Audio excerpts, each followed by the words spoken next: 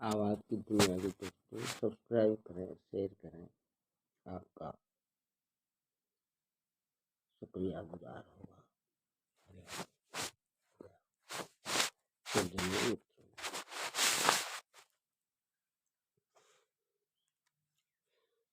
पंचम अध्याय चाणक्य नीति। धन से धर्म की, योग से विद्या की, मधुरता से राजा की और अच्छी स्त्रियों से घर की रक्षा होती है। सज्जनों, भाइयों बहनों, सत्संग प्रेमियों,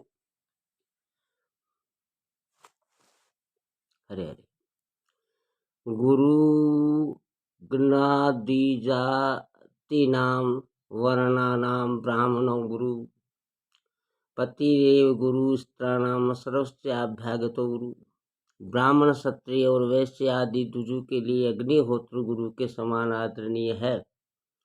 चारों वर्णों में ब्राह्मण सबसे अधिक श्रेष्ठ और आदरणीय माना जाता है। स्त्रियों के लिए पति ही गुरु के समान आदरणीय होता है और घर में आया हुआ अतिथि सभी के आदर सत्कार के योग्य माना गया है। द्विजों का कर्तव्य है कि वे अग्निहोत्र आदि कर्म आदर पूर्वक नित्य करते रहे। अग्निहोत्र से वायुमंडल शुद्ध होता है। मनुष्य के स्वास्थ्य और पर्यावरण के सुधार के लिए हवन यज्ञ आदि करना आवश्यक माना गया है। ब्राह्मण को पूजनीय इसलिए माना गया है कि वे सभी वर्णों के लोगों को विद्या दान देते हैं। स्त्रियों के लिए पति ही उसका आदरणीय गुरु होता है, क्योंकि वही उसका भरण पोषण और उसे सन्मार्ग में लगाने का प्रयत्न करता है। मित्रों, सज्जनों, परंतु घर में आया हुआ अतिथि का आदर सत्कार सभी लोगों को करना चाहिए, क्योंकि वह बहुत थोड़ी देर के लिए किसी के घर आता है। हरे हरे। यथा चतुर्भी कनक पृक्षते निग्रसन छेद ताप ताड़ने तथा चतुर्भी पुरुष परीक्षन्ते त्यागेन शीलेन गुणेन कर्मणा। जिस प्रकार सोने के खोट की परीक्षा 4 प्रकार से की जाती है, उसे कसौटी पर घिसा जाता है, काट कर देखा जाता है, तपाया जाता है और कूट कर उसकी जांच की जाती है, उसी प्रकार मनुष्य की जांच भी 4 बातों से होती है। ये बात उसकी सज्जनता, उसके गुण और उसका आचार व्यवहार, इतनी बातों को देखकर किसी व्यक्ति के अच्छे बुरे होने का अनुमान लगाया जा सकता है। सज्जनों, ये देखा जाता है कि उसमें त्याग भावना है कि नहीं, उसका चरित्र और गुण श्रेष्ठ है अथवा नहीं, और उसका किस प्रकार का है। तावदम्भयसु भेतम यावद्रमन मनागतम आगंतम तु भयम दृष्टा प्रेत वैश्व संकया। संकट प्रत्येक मनुष्य पर आते हैं, परंतु बुद्धिमान व्यक्ति संकटों और आपत्तियों से डरता है, परंतु उसे तभी तक डरना चाहिए जब तक वह सिर पर आ ही नहीं पड़ती। जब संकट और दुख आ ही जाए तो व्यक्ति को अपनी पूरी शक्ति से उन्हें दूर करने का प्रयत्न करना चाहिए। सज्जनों, पुण्यात्माओं, एकोदरा समुद्र भूता एक नक्षत्र जातका न भवंती समासीले यथा बद्री कंठ का। एक ही माता के पेट और एक ही नक्षत्र में उत्पन्न हुए बालक गुण कर्म और स्वभाव से एक ही जैसे नहीं होते। जैसे बेर वृक्ष के सभी फल और उनके कांटे एक जैसे नहीं होते, उनमें अंतर होता है। चाणक्य ने बेर और कांटों की उपमा एक विशेष विचार से दी है। एक ही बेर के वृक्ष पर लगे हुए सभी फल मीठे नहीं होते।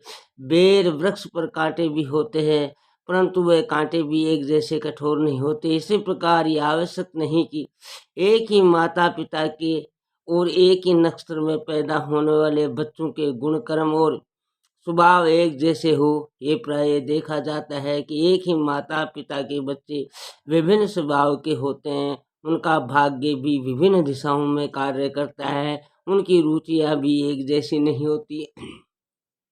निष्प्रो नाधिकारी श्यान कामी मंडन प्रिय नावी दग्धम प्रियम बुरियात स्पृत वक्ता नवचक। चाणक्य का मानना है कि कोई भी अधिकारी अथवा अफसर लोभ रहित नहीं होता। जो व्यक्ति सज धज से रहता है अर्थात श्रृंगार प्रेमी होता है, उसमें काम वासना की अधिकता होती है। और जो व्यक्ति चतुर नहीं, वह मधुरभाषी भी नहीं हो सकता, और साफ बात करने वाला व्यक्ति धोखेबाज नहीं होता। मित्रों, आवाज की दुनिया के दोस्तों, सज्जनों, भाइयों, बहनों, प्राय देखा जाता है कि जिस व्यक्ति में बड़ा बनने की लालसा होती है वह अधिकार प्राप्त करना चाहता है, जो अपने शरीर को अच्छे वस्त्रों और खुशबू आदि से सजाता है। ऐसे व्यक्ति में काम वासना की अधिकता होती है। मूर्ख और फुहड़ व्यक्ति मधुरभाषी नहीं होता। प्राय ये देखने में आया है कि जो व्यक्ति साफ बात कहता है वह किसी को धोखा नहीं देता। आवाज की दुनिया के दोस्तों, मूर्खाणाम पंडिता देशा अधानान महाधना वारंगना कुलिस्त्रिना सुवागनाम च दुर्भगा। मूर्ख लोग विद्वान लोगों से बैर भाव रखते हैं। दरिद्र और निर्धन लोग धनवानों को अपना शत्रु समझते हैं। वैश्याएं कुलीन स्त्रियों से देश भाव रखती हैं और विधवा स्त्रियां स्वाग्नी औरतों को अपना शत्रु समझती हैं। यह संसार का नियम है कि एक दूसरे के विरुद्ध स्थिति वाले लोग ही एक दूसरे को अपना शत्रु समझते हैं। चाहिए तो ये कि मूर्ख लोग पंडितों का आदर करें जिससे उन्हें भी कुछ लाभ हो, परंतु वह उनका सम्मान करने के बाद उनसे दुश्मनी रखते हैं। इसी प्रकार निर्धन आलसी लोग मानते हैं कि धनी व्यक्ति दूसरों को लूट खसोट कर धनवान होता है, परंतु उन्हें ये ज्ञान नहीं होता है कि उन व्यक्तियों ने धन एकत्रित करने में कितना परिश्रम किया है। इसी प्रकार वेश्याएं भी कुलीन स्त्रियों से द्वेष करती हैं और विधवा स्त्रियां स्वाग्नी की दुर्भावना की दृष्टि से देखती हैं। हरे हरे, जय कृष्णा, राधे राधे। आलस्योपता विद्या परस्तगता स्त्रिये अल्प बीजम हतम क्षेत्रम सैन्य मनाए क्रम। आलस्य के कारण विद्या नष्ट हो जाती है। दूसरे के हाथ में गई हुई स्त्रियां नष्ट हो जाती हैं। थोड़ा बीज डालने के कारण खेत बेकार हो जाता है।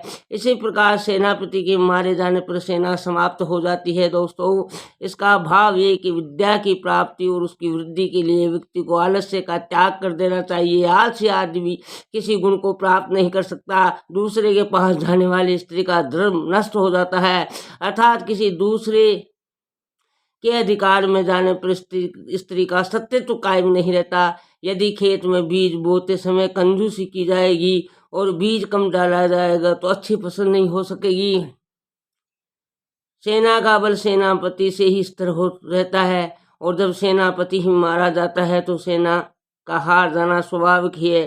अभ्यास दारते विद्याकुलम शीले निर्धारिते गुणेन ज्ञायते तवारे कोपो नेत्रेण गम्यते। विद्या की प्राप्ति निरंतर अभ्यास से होती है। अभ्यास से ही विद्या को प्राप्त किया जा सकता है। उत्तम गुण और स्वभाव से ही कुल का गौरव और यश स्तर रहता है। श्रेष्ठ पुरुष की पहचान अच्छे गुणों से होती है। दोस्तों, मनुष्य की आंखें देखकर क्रोध का ज्ञान हो जाता है।